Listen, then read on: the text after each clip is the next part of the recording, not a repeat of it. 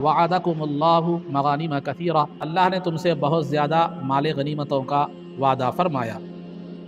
اور فعجل لکم ہذہ، اور اللہ نے تمہارے لیے اس فتح کو اور اس چیز کو بطور نقد اور بطور جلد جو ہے نا یہ عطا فرمایا۔ یہ جلد سے مراد یہ جو خوشخبری ہے، یہ جلد جو چیز نقد جو چیز عطا فرمائی، اس سے مراد خیبر کی فتح ہے جو 7 ہجری میں ہوئی۔ تو یہ آگے بھی فتوحات اور مال غنیمت کا جو ہے نا تذکرہ آیات میں نازل کیا گیا تھا، خوشخبری اللہ نے دی تھی، اور بہت جلد جو فتح تمہیں نصیب ہونے والی ہے، جو مال غنیمت تمہیں جلد ملنے والا ہے، وہ خیبر کی فتح ہے۔ تو چنانچہ 7 ہجری میں، یعنی سرکار دو عالم صلی اللہ علیہ وسلم کے مکہ مکرمہ سے مدینہ منورہ کو ہجرت کرنے کے 7ویں سال یہ خیبر کی فتح ہوئی۔ خیبر جو ہے مکہ مکرمہ، مدینہ منورہ اور اس کے ارد و گرد کے علاقوں کو حجاز کہا جاتا تھا سلطنت عثمانیہ میں، اس کا نام حجاز تھا، اور جس میں مکہ مدینہ اور اس کے طائف وغیرہ اطراف اکناف کے کچھ علاقے جو ہے نا اس کے اندر شامل تھے۔ یہ تمام علاقے کا نام کیا تھا؟ حجاز تھا سلطنت عثمانیہ میں۔ لیکن بعد میں جب یہ آل سعود جو ہے نا یہ بنے، یہ جو اب جو بادشاہ ہے، جب انہوں نے حکومت کو سنبھالا، سلطنت عثمانیہ ساقط ہو گئی جو ہے نا حسین نامی غدار کی وجہ سے، تو اس کے بعد انگریزوں کی چال کے پیش نظر اس کے ایک تفصیلی واقعہ ہے، کبھی انشاءاللہ بتائیں گے۔ تو جب یہ آل سعود جب حکمراں بنے تو انہوں نے سابقہ حجاز میں کچھ اور علاقوں کا اضافہ کر کے اس کا پورا نام سعودیہ عربیہ اپنے خاندانی نام کے ساتھ رکھ دیا، ورنہ اس کا پہلا نام کیا تھا؟ حجاز تھا، حجاز مقدس۔ تو یہ حجاز کے کنارے اور شام یعنی سیریا، حجاز اور سیریا کے بارڈر پر ایک علاقہ ہے، وہ کہلاتا ہے خیبر، یہ خیبر کہلاتا ہے۔ تو یہ یہودی مدینے سے بھی نکال دیے گئے، ہر طرف سے نکل کر یہ یہودی جو ہے نا یہ خیبر کے علاقے میں جمع ہو گئے، جو حجاز اور شام یعنی سیریا کا بارڈر تھا، سیریا کا بارڈر تھا۔ تو لہذا یہاں پر وہ جمع ہو گئے خیبر کے مقام میں، اور اس مقام پر انہوں نے ان کے 8 قلعے تھے، اور ایک ایک قلعہ اتنا بڑا تھا کہ گویا ایک ایک محلے کے اتنا بڑا تھا ایک ایک قلعہ، اور وہ قلعوں میں سب جمع ہو گئے۔ تو یہ یہودی بڑی شر پسند قوم ہے، اب جو ہی وہاں جمع ہو گئے، اب اپنا ان کا ایک قبیلہ غطفان تھا، وہ عرب میں بڑا جنگجو قبیلہ مانا جاتا تھا، انہوں نے ان سے مفاہمت کر لی۔ مفاہمت کرنے کے بعد جو ہے اب انہوں نے مسلمانوں پر ایک ایسا فیصلہ کن حملہ کرنے کا جو ہے نا ارادہ کیا، مسلمانوں پر فیصلہ کن حملہ کرنے کا ارادہ کیا۔ تو اللہ رب العزت نے رسول پاک صلی اللہ علیہ وسلم کو خیبر کی جانب کوچ کرنے کا حکم فرمایا۔ تو سرکار جو ہے نا صلح حدیبیہ سے جب واپس ہوئے تو محرم کے آغاز میں، ابتدائی مہینے میں سرکار نے مدینے میں ہی قیام فرمایا، محرم کے آخر میں بحکم الہی غزوہ خیبر کے لیے آپ کیا کرے؟ نکل پڑے۔ تو اس سے قبل جو ہے 4 مہینوں میں جنگ کرنا منع تھا، جن میں محرم کا مہینہ بھی تھا، لیکن وہ بعد میں کیا ہو گیا؟ منسوخ ہو گیا۔ اسی وجہ سے سرکار دو عالم صلی اللہ علیہ وسلم نے محرم کے آخر میں آپ نے خیبر کی جانب جو ہے نا کوچ فرمایا۔ آپ کے ساتھ 1600 صحابہ تھے، جن میں 1400 پیدل تھے اور 200 سوار تھے۔ سرکار جب 6 ہجری میں صلح حدیبیہ کو جا رہے تھے تو سرکار کو خدشہ تھا، اندیشہ تھا کہ کفار کیا کریں گے؟ حملہ کریں گے، مسلمانوں کے ساتھ جنگ کریں گے۔ اس ارادے سے سرکار نے دیگر لوگوں کو، منافقین کو بھی، عرب کے دیگر لوگوں کو بھی ساتھ چلنے کا حکم دیا تھا، لیکن منافقین کچھ فائدہ نہیں ہے، کچھ فائدہ نہ ہونے کے پیش نظر سستی اور کاہلی کی بنیاد پر جو ہے نا وہ لوگ نہیں آئے۔ صرف چند مخلص صحابہ جو ہے نا 1500 کی تعداد میں تھے، صلح حدیبیہ کے موقع پر عمرے کے لیے کیا کرے؟ 6 ہجری میں نکل پڑے تھے۔ تو جب یہ صلح حدیبیہ سے واپسی کے وقت اللہ نے قرآن کی آیتیں نازل فرمائی، جس میں آگے فتوحات اور مال غنیمت کا وعدہ فرمایا، تو اب خیبر کی بھی فتح کا جو ہے نا اللہ نے خوشخبری عطا فرمائی۔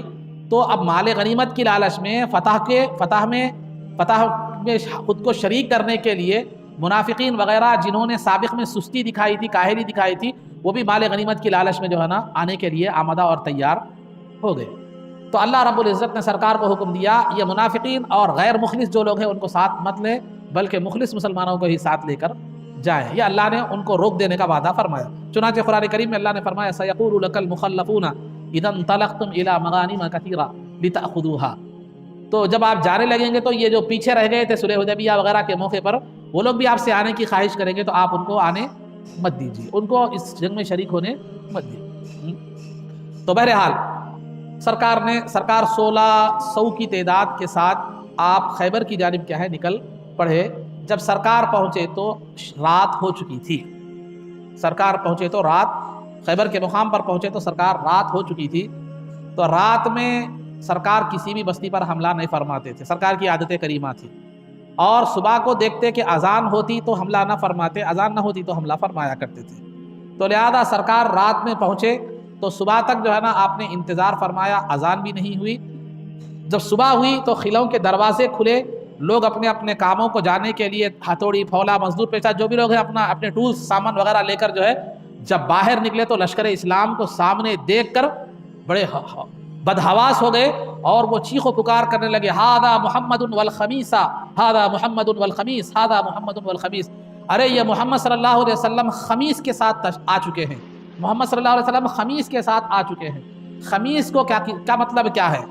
جو ہے نا خمیس کہتے ہیں لشکر کو، خمیس کہتے ہیں لشکر کو۔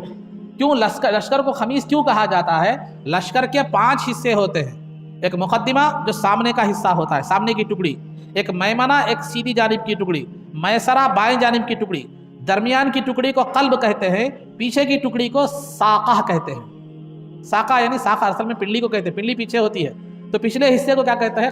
ساقہ کہتے ہیں۔ تو یہ 5 حصوں کو ملا کر کیا ہوتا تھا؟ لشکر بنتا ہے، تو خمیس کہتے تھے لشکر کو۔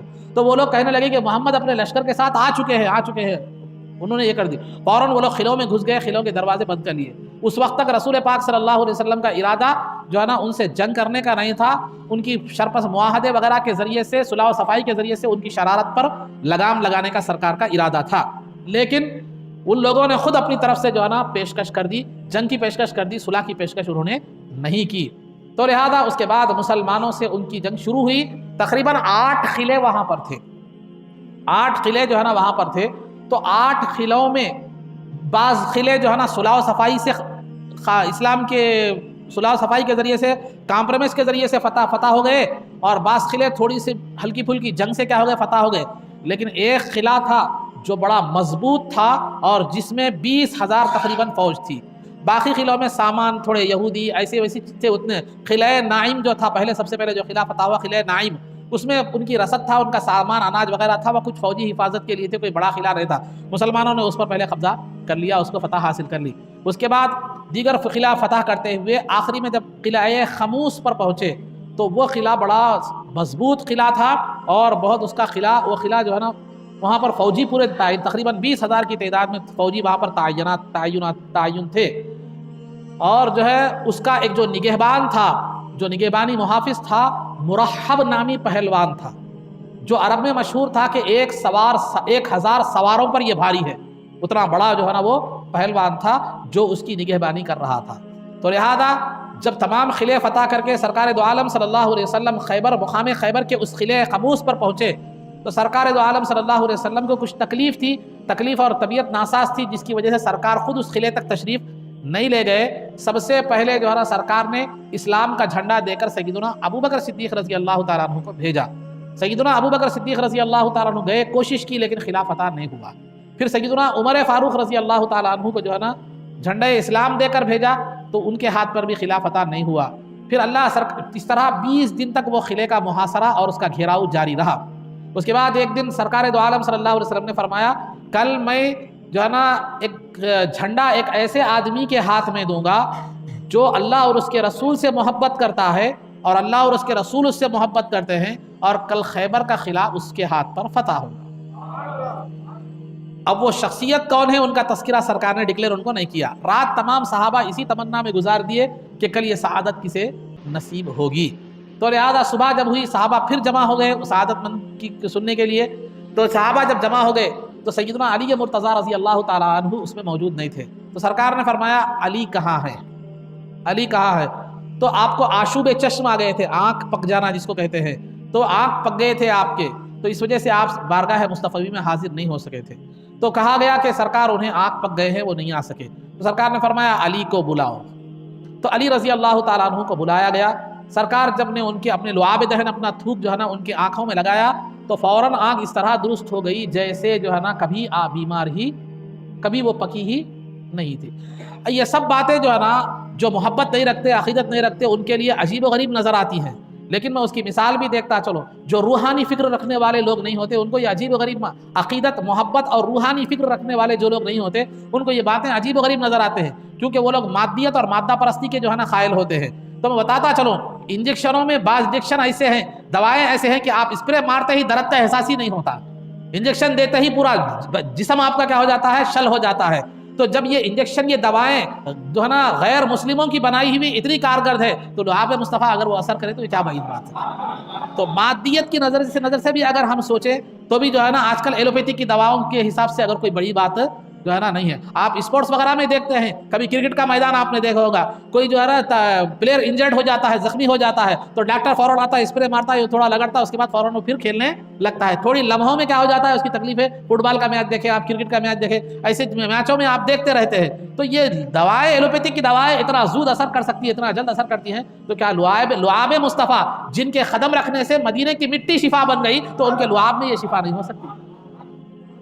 تو بہرحال یہ سب ناممکن باتیں نہیں ہیں اگر عقیدت اور محبت اور روحانیت کے پہلو سے سوچا جائے. اگر مادیت کے حوالے سے سوچا جائے تو یہ چیزیں بڑی عجیب کیا ہوتی ہیں, معلوم جو ہے نا ہوتی ہے. تو الغرض عزیزان محترم, تو سیدنا علی مرتضیٰ رضی اللہ تعالیٰ عنہ کے ہاتھ میں آپ نے جو ہے نا جھنڈا دے دیا جو ضمانت تھی خیبر کی فتح کی. اور نصیحت فرمائی کہ دیکھو جاؤ, جا کر پہلے انہیں اسلام کی دعوت دو, بھلائی کا حکم دو, وہ مانے تو ٹھیک ہے, نہ مانے تو پھر جنگ کرنا. اگر تمہارے دعوت دینے سے ایک بھی اگر کوئی مسلمان ہو جاتا ہے تو یہ تمہارے لیے کئی سرخ اونٹ, جو مہنگے اونٹ ہوا کرتے تھے, سرخ اونٹوں سے جو ہے نا یہ بہتر ہے. یعنی دنیا کی بڑی دولت سے ایک ایمان اگر آپ کے ذریعے سے کوئی لا لیتا ہے, کسی ہدایت نصیب ہوتی ہے, تو وہ تمہارے لیے بہت زیادہ بہتر ہے. تو سیدنا علی مرتضیٰ چند صحابہ کو لے کر نکلے. جب وہاں پر قلعے پر قموس جو قلعہ ہے اس پر پہنچے تو مرحب اپنی طاقت پر اکڑتا ہوا اشعار کہتا ہوا آیا, قد علمت خیبر انی مرحب شاک السلاح بطل مجرب. خیبر جانتا ہے, خیبر گواہ ہے کہ میں مرحب نامی پہلوان ہوں اور ہتھیاروں سے لیس ہوں, ایک تجربے کار فوجی ہوں, کمانڈر ہوں. یہ کہتا ہوا اپنی طاقت پر اکڑتا ہوا آگے بڑھا. تو اس کے مقابلے کے لیے عامر بن اقوا رضی اللہ تعالیٰ عنہ بھی وہی اشعار کو دہراتے ہوئے جو ہے نا آگے بڑھے کہ قد علمت خیبر انی عامر شاک السلاح بطل مغامر. کہ جو ہے نا کہ میں وہ عامر بن اقوا ہوں کہ خیبر جس کی بہادری کو جانتا ہے, اور میں ایک ایسا جو ہے نا ہتھیار سے لیس جو ہے نا یہ ہوں جو میرے مقابلے میں آتا ہے میں اسے دھول چٹا دیتا ہوں.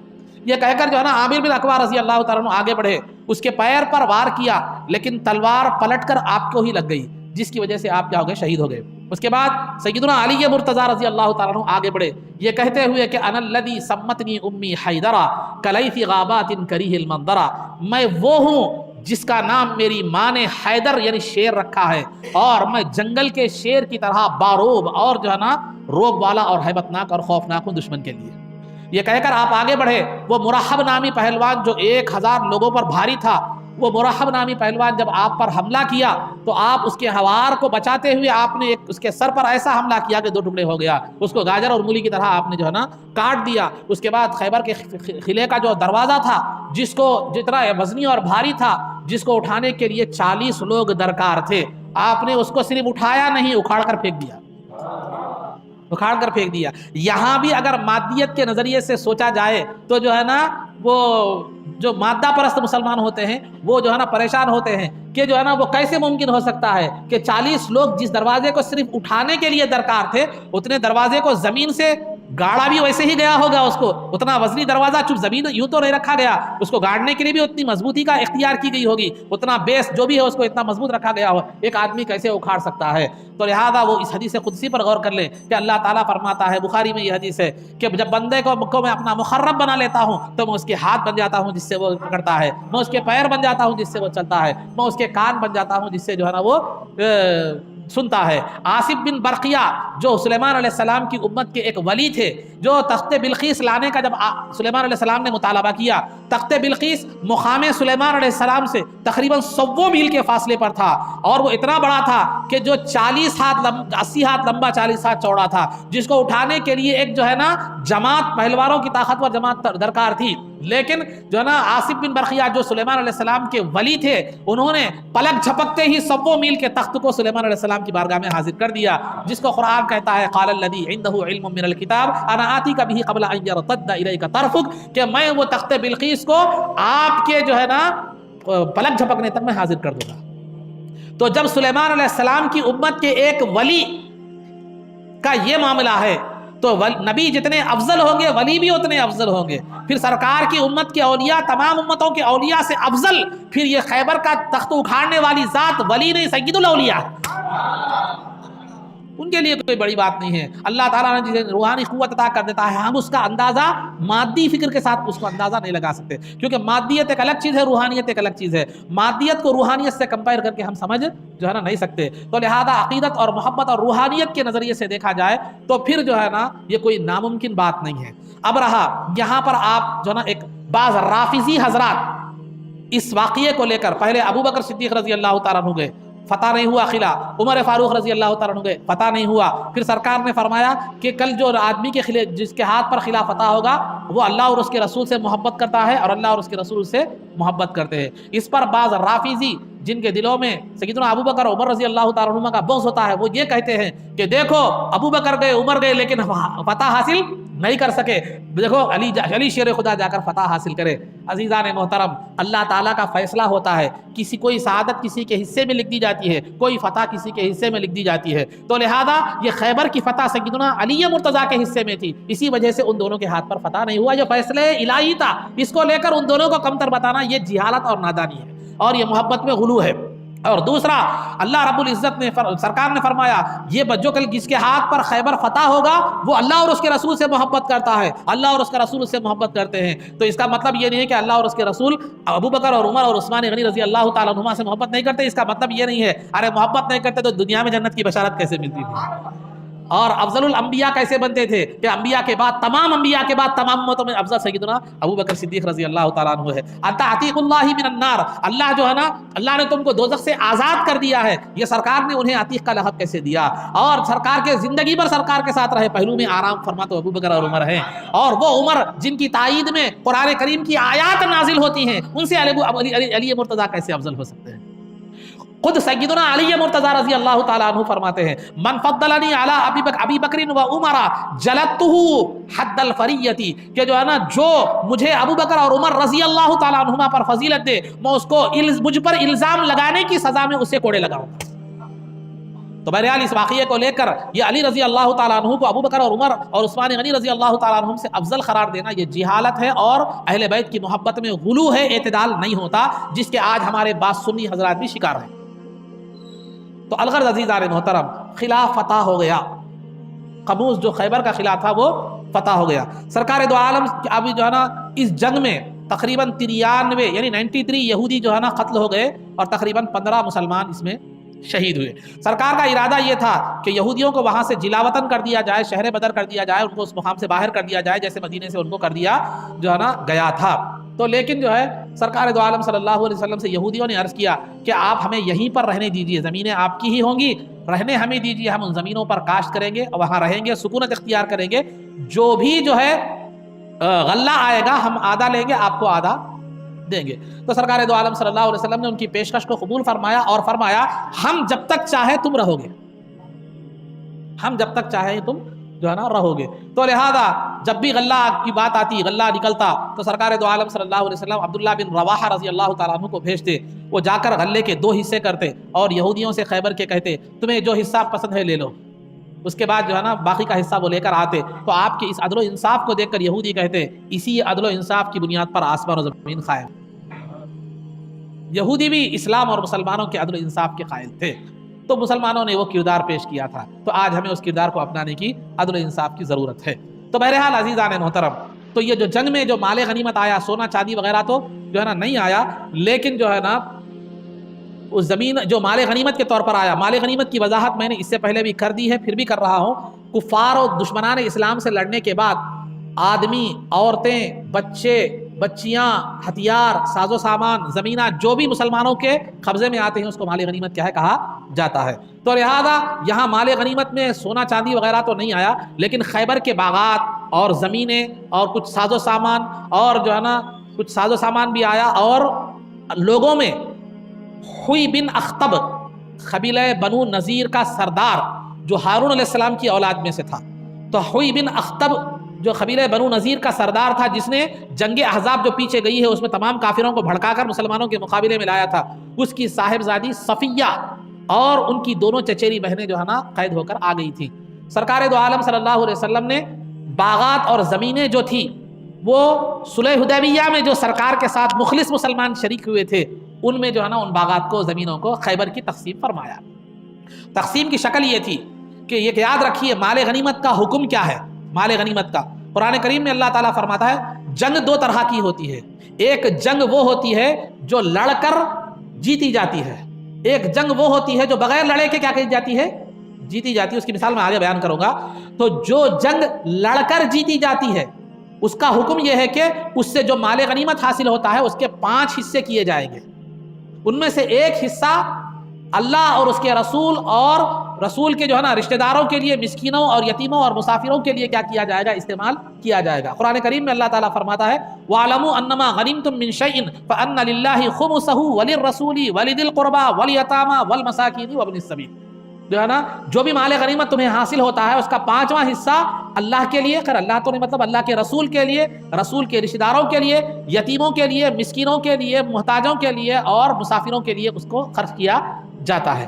باقی کا حصہ 4 حصے کا ہے، تقسیم کیے جاتے ہیں. تو یہ خیبر کا جو مال غنیمت آیا تھا تو جائیدادیں جو تھی، جائیدادیں اور باغات جو تھی وہ جو ہے جو اہل حدیبیہ میں 6 ہجری میں حدیبیہ کے لیے، حدیبیہ میں جو صحابہ شریک تھے ان کے جو ہے نا نام ان کو تقسیم کر دی گئی. باقی جو ساز و سامان وغیرہ جو خواتین تھیں وہ صحابہ میں جو ہے نا تقسیم کر دی گئی.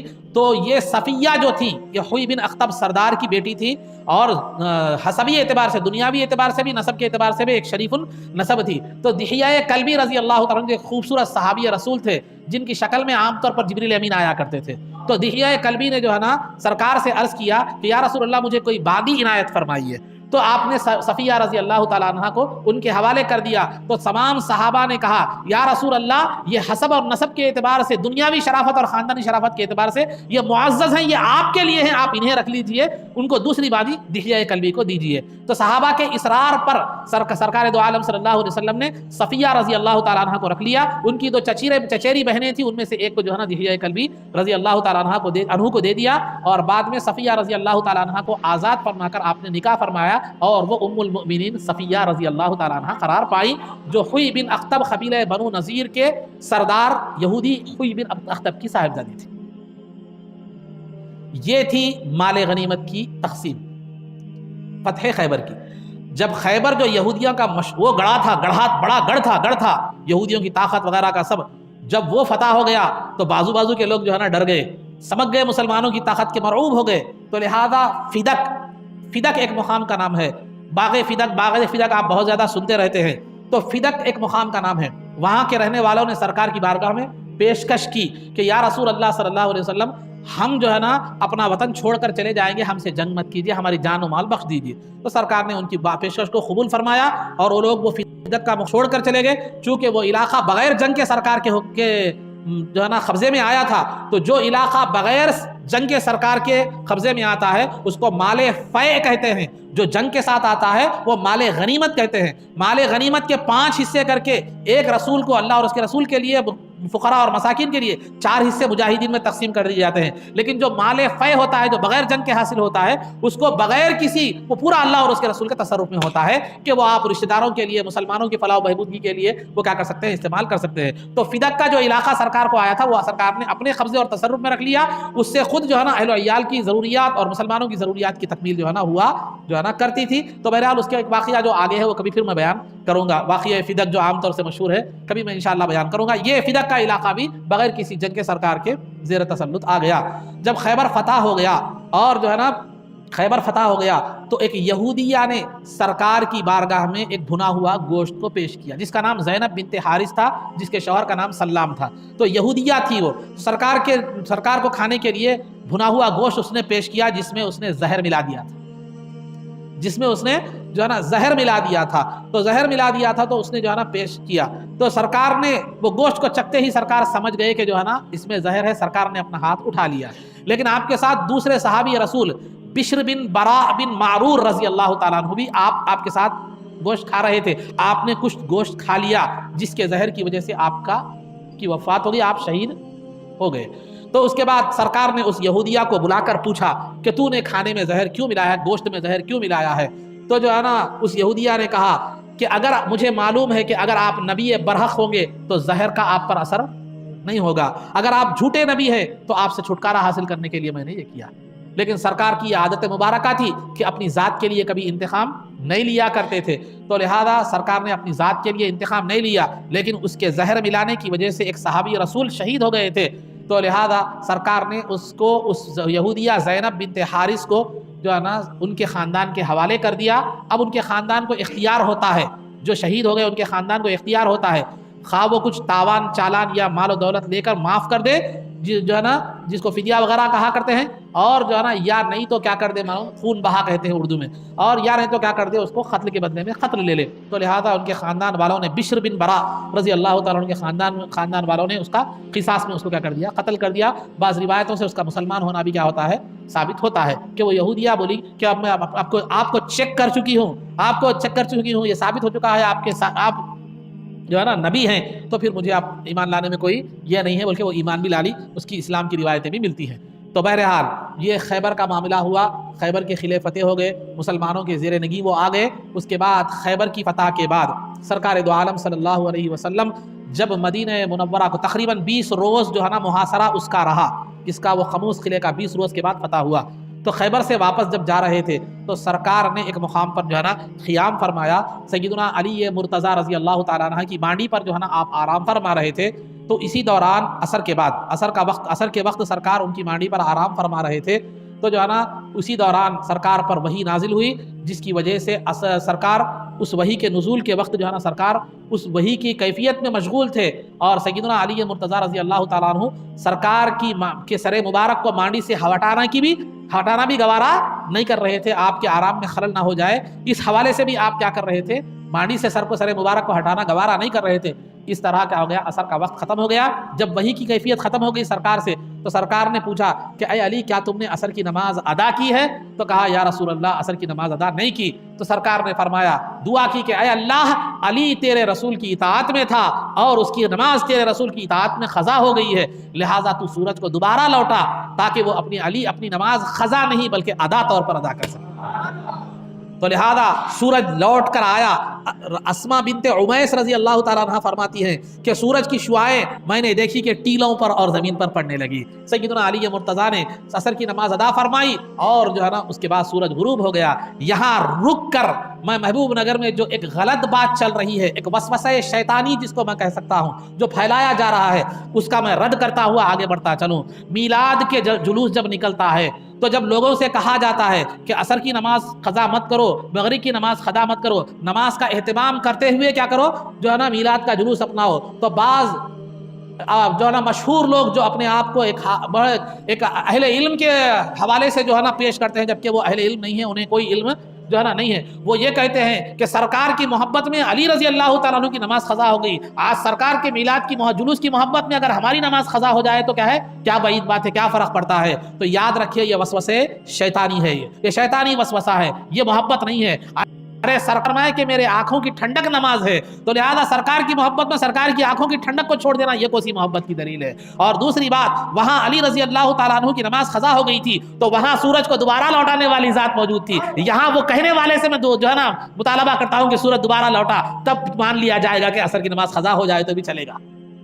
تو یہ وسوسہ شیطانی ہے، یہ ہمارے اہل سنت والجماعت میں یہ محبت عقیدت یہ عشق وشق کے حوالے سے جو ہے نا یہ بہت سارے ایسے اولیاء کے حوالے سے ہو، انبیاء کے حوالے سے اس طرح کے جو ہے نا بہت سارے وسوسہ شیطانی کو جو ہے نا ایک محبت رسول کے حوالے سے عشق رسول کے حوالے سے اس کو اجاگر کیا گیا ہے، اس بارے میں آپ لوگوں کے ذہنوں میں نہ آئے، جب کبھی بھی ایسی بات آتی ہے تو علماء سے رجوع ہو کر اس کی صحیح تحقیق کر لیں۔ یہ میں ایسے لوگوں کو نہار پیٹ عاشق کہتا ہوں، میں عشق پیٹ میں نہیں رہتا، نہار پیٹ عاشق جو زبان کے عاشق ہوتے ہیں لیکن حقیقت میں عاشق۔ نماز پڑھنا بھی عشق رسول ہے، جو ہے نا دین کے لیے کوشش کرنا بھی عشق رسول ہے، دین کے لیے جد و جہد کرنا بھی عشق رسول ہے، اور جو ہے نا اہلیہ بیویوں بچوں کے ساتھ بیویوں کے حقوق ادا کرنا بھی یہ عشق رسول کی علامت ہے۔ تو بہرحال سب علامتیں چھوٹ گئی اور دو علامتیں آ کر رہ گئی، ایک دعوت کرنا، دعوت قبول کرنا سنت ہے، اور جو ہے نا میلاد کے حوالے سے جو ہے نا ڈی جے بجانا یا جو ہے نا غیر اس اخلاقی حرکتیں کرنا یہ سنت باقی رہے گی، جبکہ یہ سنت بھی نہیں ہے، یہ شیطانی سنت ہے، شیطان کا طریقہ ہے۔ تو بہرحال عزیزان محترم، جو سنتیں جو کام ہمارے فائدے کے لیے تھے وہ سنت کے طور پر یاد رہ گئے، جو ہمارے نفس کی تسکین کا سبب بنتے تھے وہ میلاد کے حوالے سے عشق رسول کے حوالے سے یاد رہ گئے، لیکن جو طبیعت کے خلاف پڑتے تھے، جس میں مشقت ہے، جس میں جد و جہد ہے، جس میں مشکل ہے، مصیبت ہے، وہ جو ہے نا ہمارے سنت سے باہر ہو گئے، دائرہ سنت سے اور سنیت سے ہم نے اس کو کیا کر دیا، باہر اور خارج کر دیا۔ سمجھنے کی اور اپنانے کی ضرورت ہے، ورنہ پھر ہمارا حال بہت برا ہو سکتا ہے۔ تو بہرحال تو واپس ہو رہے تھے تو رد شمس کا واقعہ جو ہے نا یہ پیش آیا، سورج کو رد کرنے کا۔ سرکار جب مدینے کو پہنچے تو اس سے قبل کی مجلسوں میں نے بتایا تھا کہ سرکار ہجرت سے پہلے نبوت کے 5ویں سال صحابہ کو حبشہ کی جانب جو ہے نا ہجرت کرنے کا حکم دیا تھا، جہاں کے بادشاہ کا لقب نجاشی ہے اور اس کا نام اسمیحہ تھا۔ تو وہ بڑا عیسائی تھا، بڑا معتدل مزاج بادشاہ تھا۔ تو صحابہ جو ہے نا بعد میں ایمان لے آیا، وہ جعفر رضی اللہ تعالیٰ عنہ کی تقریر پر جو ہے نا ایمان لے آیا۔ تو بہرحال وہ جو ہے نا وہاں پر حبشہ کو گئے تھے، مسلمان ہجرت کر کے گئے تھے، 2 مرتبہ ہجرت کر کے مسلمان وہاں حبشہ کو گئے تھے۔ تو جب سرکار ہجرت کر کے مدینہ منورہ کو تشریف لائے تو بعض صحابہ مدینے کو آ گئے تھے، لیکن جعفر رضی اللہ تعالیٰ عنہ اور ان کے کچھ ساتھی جو 14-15 لوگ تھے وہ ابھی ہجرت کر کے مدینے کو تشریف نہیں لائے۔ جب سرکار خیبر سے واپس ہوئے، فتح ہو کر خیبر فتح کر کے واپس ہوئے مدینے کو، تو سرکار دو عالم صلی اللہ علیہ وسلم کی بارگاہ میں جعفر رضی اللہ تعالیٰ عنہ حبشہ سے ہجرت کر کے مدینے کو تشریف لائے۔ تو سرکار جب ان سے ملنے کے لیے گئے تو اس خوشی کا وارفتگی کا عالم یہ تھا کہ آپ کے جسم پر ڈالی ہوئی چادر مبارک گر رہی تھی جسم سے، آپ چادر کو گھسیٹتے ہوئے جا کر جعفر رضی اللہ تعالیٰ عنہ سے آپ نے معانقہ کیا، یعنی گلے ملے اور فرمایا کہ مجھے نہیں معلوم کہ مجھے خیبر کی فتح سے زیادہ خوشی ہو رہی ہے جعفر کی آمد سے، یہ آپ نے جو ہے نا فرمایا۔ تو لہذا عزیزان محترم اسی ہجرت کے اس کے بعد جو ہے نا حبیبہ رضی اللہ تعالیٰ عنہ وہ بھی حبشہ کو گئی ہوئی تھی، وہ بھی ہجرت کر کے اسی اسنا میں جو ہے نا تشریف لائی۔ حبیبہ جو ابو سفیان جو ہے نا کی صاحبزادی تھی اور امیر معاویہ رضی اللہ تعالیٰ عنہ کی جو ہے بہن تھی، تو وہ بھی ہجرت کر کے آئی، تو سرکار نے ان سے نکاح فرمایا۔ تو حبیبہ رضی اللہ تعالیٰ عنہ کا نکاح، وہ مسلمان ہو چکی تھی، سرکار نے ان کو نکاح فرمایا 7 ہجری میں۔ بعد میں فتح مکہ یعنی 8 ہجری کے موقع پر ابو سفیان جو ان کے والد گرامی تھے وہ جو ہے نا ایمان لے آئے۔ تو جب کبھی بھی ان کے والد حبیبہ سے ملنے کے لیے آتے کفر کی حالت میں، سرکار کے بستر مبارک پر بیٹھنے جاتے تو حبیبہ یہ کہہ کر بستر ہٹا دیتی، تو کافر ہے، ناپاک ہے، بستر رسول پر نہیں بیٹھ سکتا۔ تو جو ہے نا یہ حبیبہ رضی اللہ تعالیٰ عنہ سے جو ہے نا نکاح ہوا سرکار دو عالم صلی اللہ علیہ وسلم کا 7 ہجری میں جو ہے نا یہ نکاح حبیبہ رضی اللہ تعالیٰ عنہ سے ہوا۔ تو اس میں مال غنیمت میں مسلمانوں کو اچھا خاصا مال و دولت جو ہے نا آ گیا تھا۔ تو مسلمان مہاجرین جب مکے سے ہجرت کر کے مدینہ منورہ کو آئے تھے تو بعض انصاری لوگوں نے مسلمانوں کو زمینیں دی تھی کہ تم کوشش کرو، جد و جہد کرو، محنت کرو، اسے جو بھی اناج آتا تم بھی فائدہ اٹھاؤ، ہم بھی جو ہے نا فائدہ اٹھائیں گے۔ تو مسلمانوں کو خیبر میں جب مال غنیمت آ گیا تو مسلمانوں کی معاشی حالت جو ہے نا بہتر ہو گئی، تو مسلمانوں نے ان سے لیے ہوئے کھیت یا جو بھی لیے تھے زمینیں، مسلمانوں نے انصار کو ان کی زمینیں واپس جو ہے نا کر دی، اور جو مال غنیمت حاصل ہوا تھا اس سے وہ خود اپنی زندگی کو جو ہے نا بہتر بنانے میں مصروف ہو گئے۔ تو یہ جو ہے نا یہ خیبر کے حالات۔